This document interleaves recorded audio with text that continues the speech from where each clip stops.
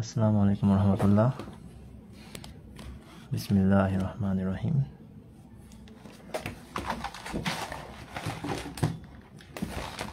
এখন আমরা some important graph, এখন আমরা কিছু গুরুত্বপূর্ণ গ্রাফ দেখব, যেগুলো না জানলেই হবে না, যেগুলো জানতে হবে সেগুলো হচ্ছে কমপ্লিট গ্রাফ। কমপ্লিট গ্রাফ আমরা কাকে বলবো? তো একটা সিম্পল কানেক্টেড বলতে এই যে ভার্টেক্সের সাথে, প্রত্যেকটা ভার্টেক্সের সাথে আমাদের প্রত্যেকটা এজ কিন্তু কি আছে, যুক্ত আছে। প্রত্যেকটা ভার্টেক্সের সাথে এই এজটা যুক্ত আছে। তো এরকম যদি ভার্টেক্সের সাথে যদি ভার্টেক্সগুলো যদি এজ দ্বারা যদি ধার দিয়ে যদি যুক্ত থাকে, তখন আমরা তাকে বলি কানেক্টেড গ্রাফ। ওকে, তো একটা সিম্পল, তো সেটাকে বলে সিম্পল কানেক্টেড গ্রাফ। ওকে, তো একটা সিম্পল কানেক্টেড গ্রাফকে বলবো আমরা complete graph, said to be complete. তো কমপ্লিট গ্রাফ যদি each vertex is connected to every other vertex, মানে এই প্রত্যেকটা ভার্টেক্স যদি একটা আরেকটার সাথে কি থাকে, কানেক্ট থাকে, তখন আমরা তাকে বলবো কানেক্টেড গ্রাফ। এরপর হচ্ছে রেগুলার গ্রাফ। এরপর রেগুলার গ্রাফ, তো একটা গ্রাফকে আমরা রেগুলার বলবো যদি every vertex has the same degree, যদি প্রত্যেকটা ভার্টেক্সে যদি সেম ডিগ্রি হয়। তো ডিগ্রিতে আমরা পরে এসেছি, ডিগ্রি আমরা ভার্টেক্সের ডিগ্রি আমরা আগের লেকচারে দেখেছি। তো আমরা যদি কোনো একটা গ্রাফের ডিগ্রি যদি সমান পাই, তখন সেটাকে বলবো আমরা, ওই গ্রাফ জিকে বলবো আমরা রেগুলার গ্রাফ। যেমন এই গ্রাফের ডিগ্রি কয়টা, একটা দুইটা। আবার এটা হচ্ছে আমাদের ভার্টেক্স 1, এটা ভার্টেক্স 2, এটা ভার্টেক্স 3, এটা ভার্টেক্স 4 হলে এই ভার্টেক্স 1 এর দুইটা ডিগ্রি, ভার্টেক্স 2 এর দুইটা ডিগ্রি, ভার্টেক্স 4 এরও দুইটা ডিগ্রি, ভার্টেক্স 3 এরও দুইটা ডিগ্রি। এটাকে বলবো টু রেগুলার গ্রাফ। এটার কয়টা ডিগ্রি? তো আমরা যদি এটাকে নামকরণ করি B1, B2, B3, B4, B5। B1 এর চারটা, এই চারটা B1 এর চারটা ডিগ্রি, B2 এর চারটা ডিগ্রি, একটা দুইটা তিনটা চারটা, B3 এরও চারটা ডিগ্রি, B5 এরও চারটা ডিগ্রি, B4 এরও চারটা ডিগ্রি। তার মানে এটাকে বলবো 4 regular graph.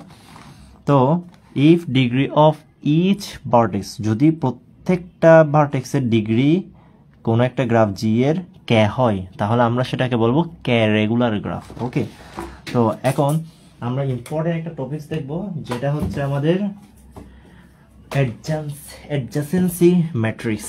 Important topics adjacency matrix. এখন অ্যাডজাসেন্সি ম্যাট্রিক্সটা কি?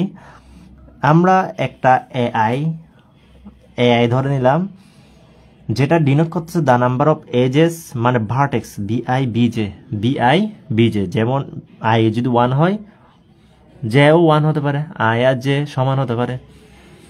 মানে যদি আই আর জে যদি সমান হয়, সেটাকে আমরা কি বলি, সেলফ লুপ। সেটা আমরা সেলফ লুপ বলি আর কি। যেমন B1 এর উপর, তাহলে সেলফ লুপ। ওকে, তো বিআই বিজে ধারের সংখ্যা ডিনোট করতেছি আমরা এআই দ্বারা। তাহলে আমরা ওই A I J M cross N, আমরা একটা ম্যাট্রিক্স গঠন করব এআই জে দিয়ে, সেটাকে বলবো আমরা adjacency matrix of G. If যদি এআই জে, যদি বিআই আর বিজে এজেস যদি থাকে, বিআই আর যদি বিজে হয়, মানে আলাদা আলাদা হয়, তখন 1 হবে। যদি বিআই আর বিজে, মানে বিআই আর বিজে যদি এজ থাকে, বিআই আর বিজে, যেমন B1 আর B2 এই এজ না, তাহলে 1 হবে। কিন্তু B2 আর B5 কি কোনো এজ আছে? তাহলে হবে না। তাহলে বিআই আর বিজে যদি এজ হয়, তখন 1 হবে, আদারওয়াইজ 0 হবে। তাহলে এটাই হচ্ছে অ্যাডজাসেন্সি ম্যাট্রিক্স। তাহলে আমরা উদাহরণটা দেখি। যেমন অ্যাডজাসেন্সি ম্যাট্রিক্স যদি আমাদেরকে বের করতে বলে, তো যেমন এটার অ্যাডজাসেন্সি ম্যাট্রিক্স বের করতে বলা হয়েছে। তো অ্যাডজাসেন্সি ম্যাট্রিক্স যদি বের করতে বলা হয়, এটা কিন্তু ডাইরেক্টেড গ্রাফ না, এটা হচ্ছে আনডাইরেক্টেড গ্রাফ। ওকে, এটা হচ্ছে আনডাইরেক্টেড গ্রাফ, এটা কিন্তু ডাইরেক্টেড গ্রাফ না। তো ডাইরেক্টেড গ্রাফ যদি না হয়, যদি আনডাইরেক্টেড গ্রাফ হয়, তখন আমাদের অ্যাডজাসেন্সি ম্যাট্রিক্স বের করার নিয়ম হচ্ছে এটা। আর যখন ডাইরেক্টেড মানে হচ্ছে আমাদের দিক থাকবে, তো যদি ডাইরেক্টেড হয় তখন অন্যভাবে বের করতে হয়। আচ্ছা, তাহলে আমরা দেখি তো এখানে আমাদেরকে এই যে ডাইরেক্টেড গ্রাফ দেওয়া আছে, আনডাইরেক্টেড গ্রাফ দেওয়া আছে, কিভাবে আমরা অ্যাডজাসেন্সি ম্যাট্রিক্সটা পেতে পারি। তো অ্যাডজাসেন্সি ম্যাট্রিক্স পেতে গেলে কিন্তু আমাদের কি লাগে, আমরা আগেই জেনে এসেছি অ্যাডজাসেন্সি ম্যাট্রিক্স মানে হচ্ছে আমাদের B1 আর B2কে আমরা অ্যাডজাসেন্সি ম্যাট্রিক্স বলবো। এই ধারের নাম দিলাম E1, তো E1 এর কি অ্যাডজাসেন্সি ম্যাট্রিক্স বলবো। তাহলে ধার আছে B1 B2টাকে, তাই না? তো তাই আমরা এখানে এদিকে B1 B2 B4 B5 এদিকে পূর্ণ করে দেবো, এদিকেও সেমভাবে B1 B2 B3 B4 B5 পূর্ণ করে দেবো, যেহেতু আমাদের ডেফিনেশনে BI আর BJ আছে। তাহলে BI আর যদি BJ যদি H হয় তখন 1 হবে, যদি H না গঠন করে তখন আদারে 0 হবে।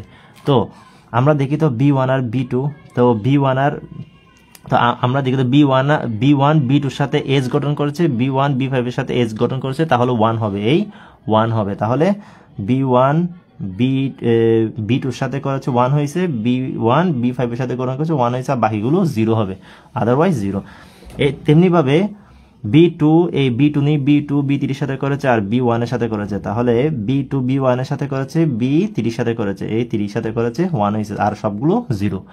তেমনিভাবে B3 H কার সাথে গঠন করেছে, B3 গঠন করেছে B3 গঠন করেছে B2 এর সাথে, B4 সাথে, B2 এর সাথে, B4 এর সাথে, আর সবগুলো 0। তেমনিভাবে B4 B5 এভাবে আমরা করবো, তাই না? তো এই B4 করেছে B3 আর B5 এর সাথে, B3 আর B5 এর সাথে, ঠিক আছে, B3 আর B5 এর সাথে, ওকে 1, আর সবগুলো 0। B5 করেছে B2 আর B4 এর সাথে, তাহলে B2 B5 করি, তো B5 হচ্ছে B4 B1 এর সাথে, B1 এর সাথে আর B4 এর সাথে, আর সবগুলো 0।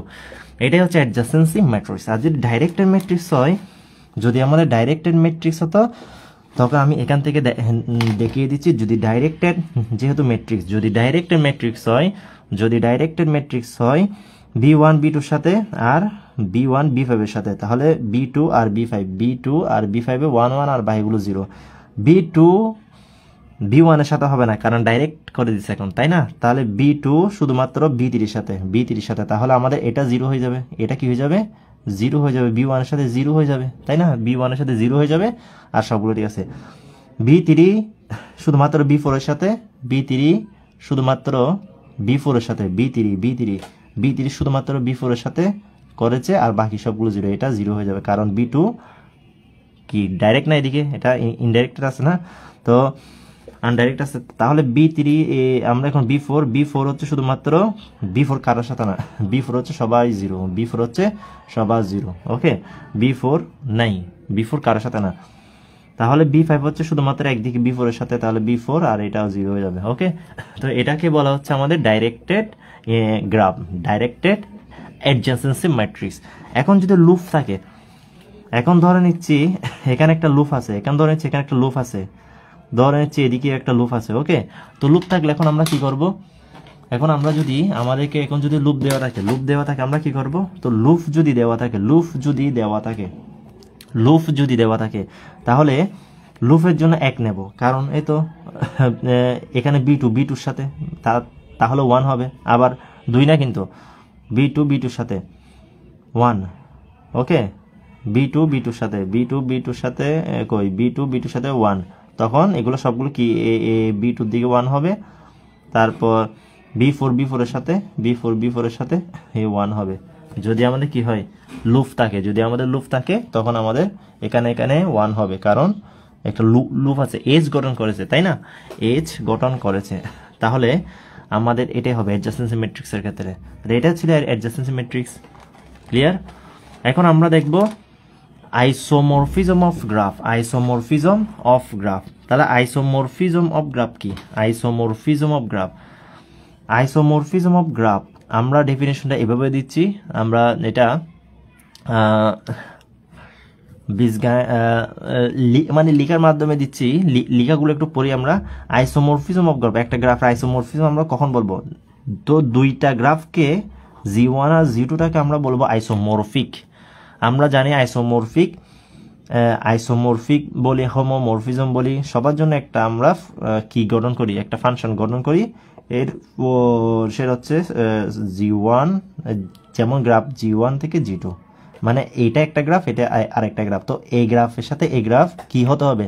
আইসোমরফিক হতে হবে, আইসোমরফিক হতে হবে। তো একটা আমাদের কি গঠন করতে হবে? ফাংশন গঠন করতে হবে, তাই না?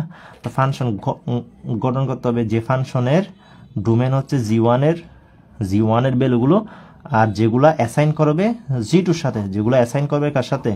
ম্যাপ করবে জি টুর সাথে, জি টু গ্রাফের ভ্যালুগুলোর সাথে, তাই না?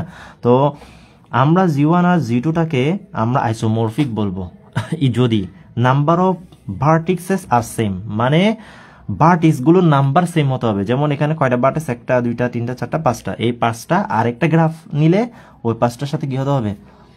ওই 5টার সাথে আমাদের কি হতে হবে? সেম হতে হবে।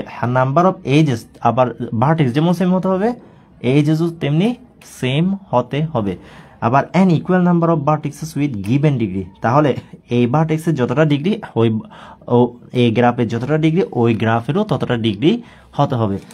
Vertex correspondence and edge correspondence valid হতে হবে। মানে ভার্টেক্স যে করসপন্ডেন্স করতেছে, মানে ভার্টেক্সগুলো যে ধারের সাথে অ্যাসাইন করতেছে একটা গ্রাফের, যে ধারের সাথে ওই অন্য একটা ভার্টেক্স অ্যাসাইন করতেছে, তেমনিভাবে এদিকে এই গ্রাফেরও, এই জি টু গ্রাফেরও এই ভার্টেক্সের সাথে ওই গ্রাফের অ্যাসাইন করলে তখন আমরা কি বলতে পারবো? এটা ওর সাথে করসপন্ডেন্স আছে।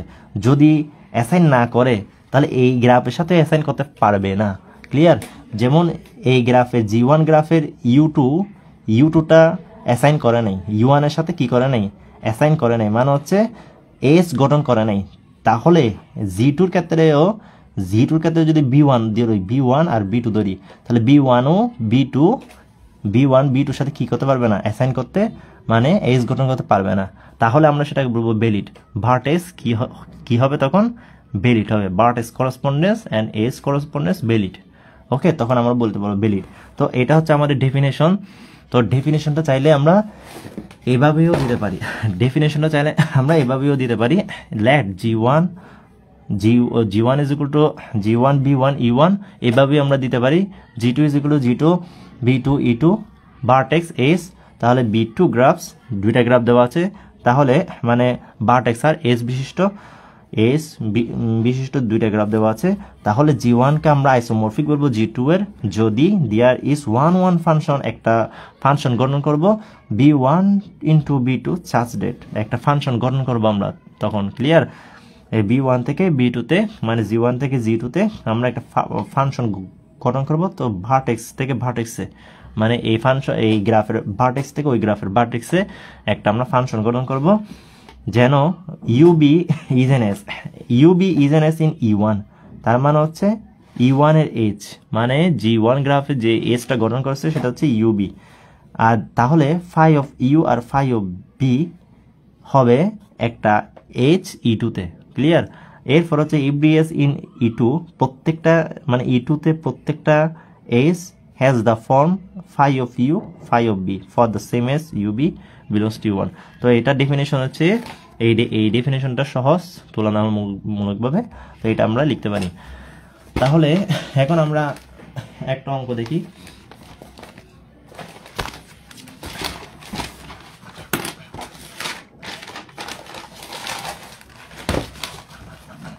তো আমরা এখন আমাদেরকে এখানে ধরে নিচ্ছি এটা একটা গ্রাফ, মানে আইসোমরফিকের একটা আমরা অঙ্ক দেখি এখন। এটা হচ্ছে ইউ ওয়ান, এটা হচ্ছে ইউ টু, তারপর এটা হচ্ছে ইউ থ্রি, এটা হচ্ছে ইউ ফোর, এটা হচ্ছে আমাদের জি ওয়ান গ্রাফ। ওকে, এরপর আরেকটা গ্রাফ হচ্ছে এখানে, আরেকটা গ্রাফ হচ্ছে এইরকম,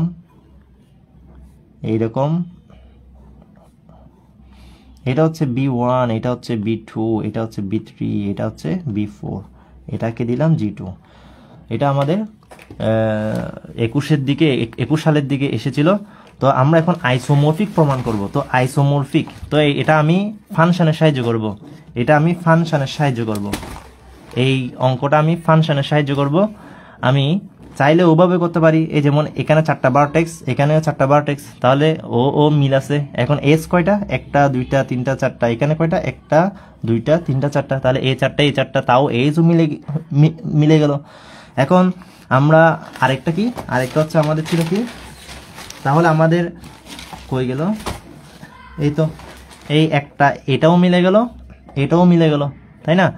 তাহলে আমাদের নাম সেম ভার্টেক্স আর এখানে সেম এজ, উভয়টা মিলে গেল। এরপর হচ্ছে an equal number of vertices with given degree. তাহলে আমাদের এখানে আমরা ডিগ্রি কত, এখানে আমাদের ডিগ্রি কত, তাহলে ওর ডিগ্রি দুইটা, ওর ডিগ্রি দুইটা, ওর ডিগ্রি দুইটা, ওর ডিগ্রি দুইটা। এখানে ডিগ্রি কত, B1 এর ডিগ্রি দুইটা, B2 এর ডিগ্রি দুইটা, B4 এর ডিগ্রি দুইটা, B3 এর ডিগ্রি দুইটা, তাই না? তাহলে আমাদের মিলে যাচ্ছে সবগুলো। এরপর হচ্ছে তাহলে ওর ডিগ্রি সেম সেম, তাই না? তো ওর ডিগ্রি সেম সেম। তো আমরা কিন্তু এখান থেকে কিন্তু বলে দিতে পারতেছি, এখান থেকে কিন্তু বলে দিতে পারতেছি আমরা এটা একটা এই ফাংশনটা এই ফাংশনের সাথে আইসোমরফিজম। তো এটা লিখলে হয়। তো আমি এখন একটু ফাংশনের সাহায্যে একটু দেখিয়ে দিই যাতে করে আমরা পারি। তো আমি এখানে সলিউশনটা করতেছি, সলিউশন অন্য মেথডে করতেছি। তো সলিউশন, তো এখানে আমাদের চারটা ভার্টেক্স আছে, তাই না? এখানে আমাদের G1 এর চারটা ভার্টেক্স আছে। তো আমরা লিখবো there are 4 vertex, there are 4 vertices and 4, চাইলে খাতা থেকে এটা দেখে দিতে পারতাম। তো এখানে একটা কাটাছিড়া হয়েছে। তো আমরা 4 vertex R 4 edges both in G1, both in, ওই যে 4 vertex আছে, 4 edges আছে both in G1 and G2। ওকে, আমরা এটা দেখেছি। এখন আমরা একটা ফাংশন ডিফাইন করি, let us define define the map। এখন আমরা একটা ফাংশন বা ম্যাপ কল্পনা করি phi, যেটা কিনা আমাদের কি করবে, s phi such that G1 থেকে G2 তে কি করবে, ম্যাপ করবে। এটা আমরা লিখবো। এখন such that যেন, তাহলে আমি কি বলেছিলাম, তো phi of G1 G2 হলে G1 এর সকল ডোমেন, তো ওর ডোমেনগুলো ওর সাথে অ্যাসাইন করবে, G2 এর সাথে অ্যাসাইন করবে। তো G1 এর গ্যাপ ভ্যালুগুলো কি U1 আর হচ্ছে মানে U1 is equal to phi of U2 হবে is equal to phi of U3 is equal to phi of U4। Okay, phi of U4। এখন কে কার সাথে অ্যাসাইন করছে আমরা সেটা দেখব। তো U1 এখানে U1 এর সাথে U2 এর একটা এজেস আছে, তাই না? U1 আর U2 এর সাথে একটা এজেস আছে। তো B1 আর B2 তে কি কোনো এজেস আছে? এজেস নাই। তাহলে আমরা B1 আর এটা B1 B2 B3 B4, তাই না? phi of U1 phi of U1 টা আমাদের এখানে, আচ্ছা phi of U1, তো phi of B1 না, phi of U1 এখানে যে লিখছি phi of B1, তো phi of B1 phi of U1 হচ্ছে মানে phi of U1 হচ্ছে B1। তো এই পয়েন্টের সাথে আমাদের কি অ্যাসাইন করেছে, মিল আছে। এখন আমরা যে phi of U2 লিখবো, তো এখান U1 এর সাথে U2 কি আছে, এজ আছে, কিন্তু B1 এর সাথে B2 কি এজ আছে? নাই। তাহলে আমরা এখানে phi of U2 সমান B2 লিখতে পারবো না। এখন কার সাথে আমাদের B2, এখন কার সাথে আমাদের সেটা অ্যাসাইন আছে, B2 কার সাথে অ্যাসাইন আছে সেটা দেখতে হবে। U2 যেমন U1 এর সাথে কি আছে, এজেস আছে, U2 যেমন U1 এর সাথে কি আছে, একটা ধার আছে। তো B2 এর সাথে কিন্তু B1 এর সাথে কিন্তু B2 এর কোনো ধার নেই, তাই আমরা এখানে phi of U2 is equal to B2 লিখতে পারছি না। তাহলে আমরা কি নেব, এখন ধার আছে, তাহলে U2 ডিগ্রি কত, 2 না? তাহলে B2 ডিগ্রি 2 হতে হবে। তাহলে B2 এর ডিগ্রি ও 2 আছে, এই 2 আছে, তাহলে B2 ডিগ্রিও 2 আছে। তাহলে আমরা U2 এর সাথে কাকে নেব, U2 এর সাথে আমরা কাকে নেব, U2 এর সাথে আমরা এখন ধার কার সাথে আছে, এই একটা হচ্ছে B3 এর সাথে আছে, আবার B2 এর সাথে B4 আছে, তাই না? তাহলে আমরা B3ও নিতে পারি, চাইলে B4ও নিতে পারি। তাহলে U1 এর সাথে যেমন আমাদের কি আছে, আচ্ছা ওয়েট একটু, সরি, U1 আমরা তো phi of U1 is equal to B1 লিখলাম না, phi of U1 is equal to B1। এখন B1 এর সাথে কার অ্যাসাইন আছে, B1 এর সাথে এখানে U1 এর সাথে U2 যেমন অ্যাসাইন আছে, B1 এর সাথে কার অ্যাসাইন আছে, B4 এর না? U1 এর সাথে যেমন U2 এর অ্যাসাইন আছে, B1 এর সাথে কার অ্যাসাইন আছে, B4 না? তাহলে আমরা ফাই অফ ইউ টু সমান কি নিতে পারবো, বি4 নিতে পারবো। ইউ1 এর সাথে আমাদের ধার আছে কার, ইউ2, তো বি1 এর সাথে এখানে কি বি2 এসএন আছে, তো আমরা যে এখানে phi of U two is equal to V four নেব, তাই না?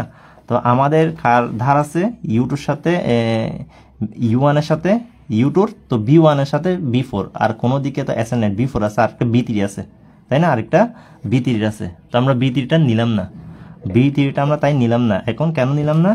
কারণ এখানে আমাদের ইউ3 আছে না, ইউ3, তো ইউ3 সাথে আমাদের এখানে ইউ3 সাথে আমাদের বি3 এসএন আছে অবশ্যই, ইউ3 সাথে বি3, তাই আমরা এখানে বি3টা নিলাম না, বি2 সাথে এখানে বি4, বি1 এর সাথে এখানে বি3, বি1 এর সাথে এখানে বি3 আছে, আবার বি4ও আছে, তো আমরা বি4 নিলাম।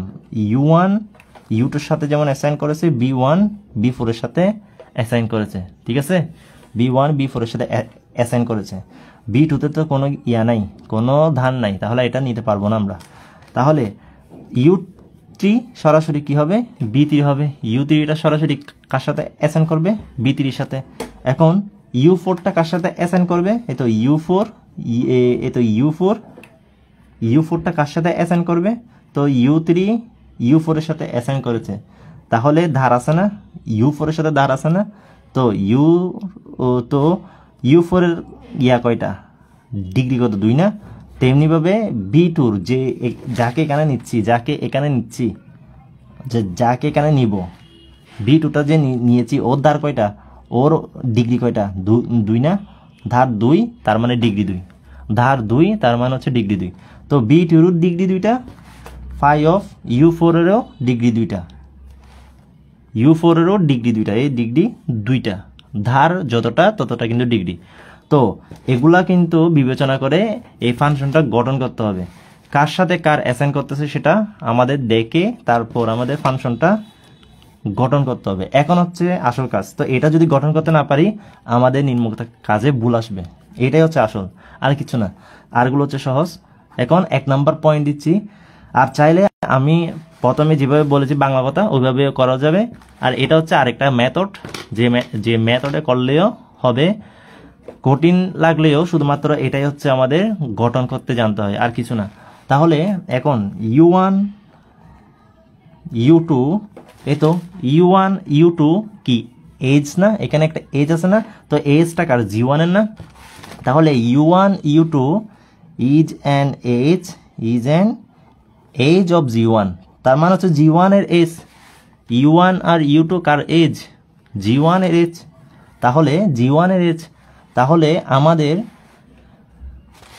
আমাদের এন্ড এখন আমাদের ইউ1 ইউ2 আছে না, তো ইউ1 ইউ2 দিয়ে ফাংশনকে ফাই অফ ইউ1 আর phi of U two, phi of U one আর ফাই অফ ইউ2, তাহলে ফাই অফ ইউ1 আর ফাই অফ ইউ2 সমান কত হবে, বি1 আর বি4, বি1 বি4, তাহলে এই বি1 বি4 কার এজ জি2, যেহেতু এখানেও ধার আছে এখানেও ধার আছে, তাহলে অ্যাসাইন করছে, তো ওর যেমন ধার এটা, বি1 থেকে বি4 এর ধার এটা, কারণ বি1 থেকে তো বি2 তে কোনো ধার নেই, তাহলে আমরা তো এখানে নিতে পারবো না, ঠিক আছে? আমরা তো নিতে পারবো না, তো আমরা যেহেতু নিতে পারবো না সেহেতু আমাদের বি2 লেখা যাবে না, এখানে U two phi of U two is equal to V two লেখা যাবে না কোনোভাবেই, যার সাথে কিন্তু ধার আছে তার সাথে কিন্তু নিতে হবে। ক্লিয়ার? তো এই phi of U one is equal to phi of U two V one V four, এটা কার, ইজ অ্যান এজ অফ জি2।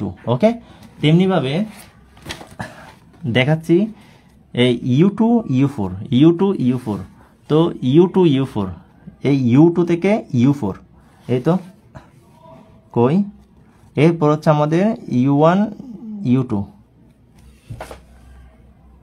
এরপর হচ্ছে ইউ2 এরপর ইউ1 ইউ2 করে ফেলছে, এখন ইউ2 ইউ4, এখন ইউ2 ইউ4, তাহলে ইউ2 থেকে ইউ4, তাহলে phi of U two phi of ইউ4, তাহলে বি4 বি2, এ বি4 বি2 মিলছে না?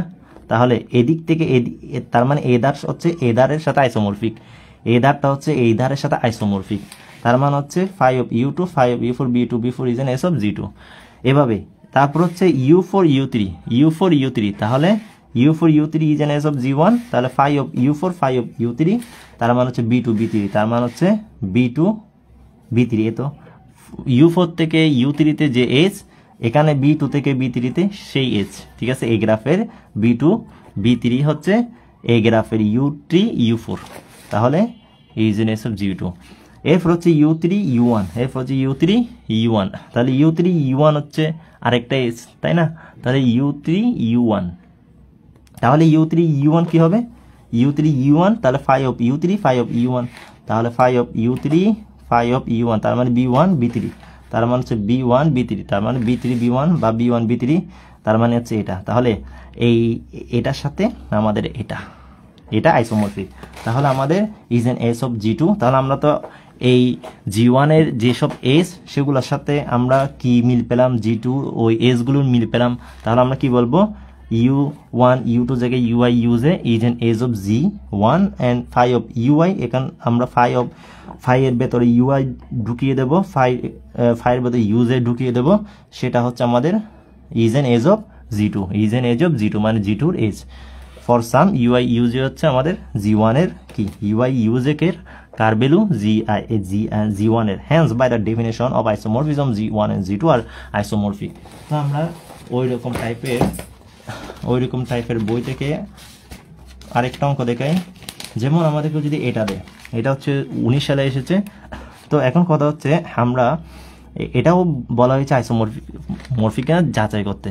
তাহলে আমরা ধরে নেব এরকম বারবার ধরে নেব, একটা শিখলে বাকিগুলো সেম। তো আইসোমরফিক বলবো g1 g2, এরপর হচ্ছে আমরা লেট আস ডিফাইন ম্যাপ, এটা ধরে নেব।